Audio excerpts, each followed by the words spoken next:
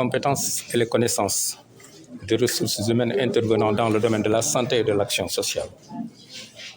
C'est une deuxième université et donc la deuxième du nom.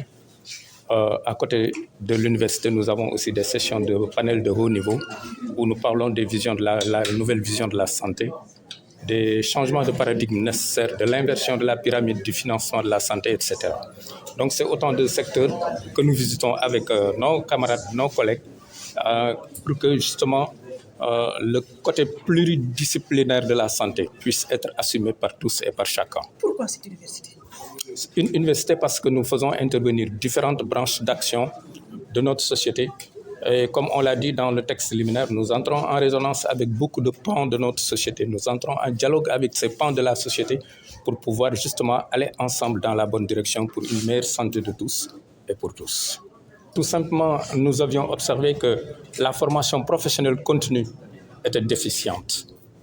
Et parce qu'elle était déficiente et que nous avons, nous, toujours évolué à travers le syndicalisme autonome sur un triptyque de l'auto-organisation, l'autodéfense et l'autodéveloppement, mais nous nous sommes dit que nous sommes assez adultes pour ne pas attendre quelqu'un quant à la participation à notre propre formation, à notre propre élévation et au renforcement de nos capacités techniques et intellectuelles.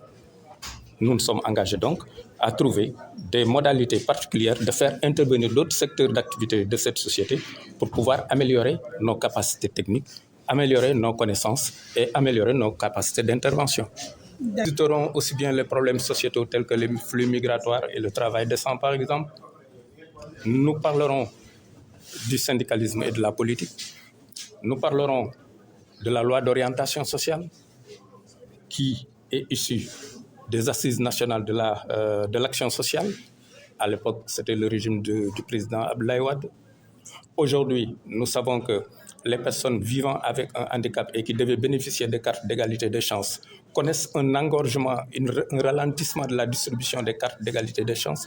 Quelles en sont les raisons? Mais c'est justement dans des discussions comme dans l'université que nous arriverons à comprendre où se trouvent les goulots d'étranglement qui font que les ayants droit ne reçoivent pas leur carte d'égalité des chances et ne peuvent pas bénéficier justement de tous les avantages que ça leur donne. Maintenant, de l'autre côté, nous savons que la société en elle-même ne s'est pas suffisamment investie pour l'inclusion des personnes vivant avec des handicaps. Par exemple, vous allez dans beaucoup de structures, il n'y a pas de rampe pour pouvoir permettre à une personne ayant un handicap moteur de pouvoir entrer facilement et de façon autonome. Alors, tout cela donc, le transport public, l'éducation, tout ce qui est privé, il y a des droits que cela donne, mais l'absence de la carte d'égalité des chances et le fait que justement les acteurs concernés aussi ne s'engagent pas pour assumer le fait que vivre avec un handicap n'est pas une citoyenneté handicapée. Mais la santé n'est... Quand je dis la société, moi je prends le tout dans la globalité. Parce qu'on a ils interviendront sur des questions sur lesquelles nous entrons en dialogue. Et ce n'est pas parce qu'ils viendront nous dire des choses que nous serons d'accord avec eux là-dessus. C'est pourquoi on a dit que c'est un espace ouvert, c'est un espace de discussion, c'est un espace de dialogue où chacun prend et donne. Nous les avons invités d'abord à cette université d'hivernage et c'est elles, ces autorités, qui viendront présider à l'ouverture. Maintenant, pour le reste, le camarade Mbalo l'a abordé tout à l'heure. Nous sommes entrés en dialogue autour de la question de la Commission nationale d'affectation, de redéploiement, etc. Nous avions émis des points de vue en amont de l'ouverture de cette commission. Ces points de vue n'ont pas été pris en compte et la commission jusqu'à aujourd'hui n'arrive pas à fournir ses conclusions. C'est que quelque part nous disons que nous avions raison. Tiens, mais c'est un dialogue. Parce que quand on entre en dialogue avec quelqu'un, on ne le résout pas, lui.